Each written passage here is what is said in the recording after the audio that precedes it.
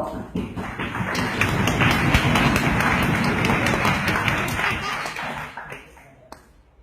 साथियों, हमें याद रखना चाहिए कि हम एक साल के बाद एक गुलशन के फूल और एक नगमे के बोल, एक समंदर की लहरें हैं। हम में से हर शख्स मिलत का ईमानदार है, हर शख्स की राय मिलत की राय और हर शख्स की सुलह मिलत की सुलह है।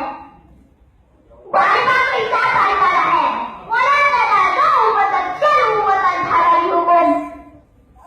मनकार एक है इस कौम की नुकसान दिए, मनकार एक है इस कौम की नुकसान दिए, एक ही सत्तार भी दीन भी ईमान दिए।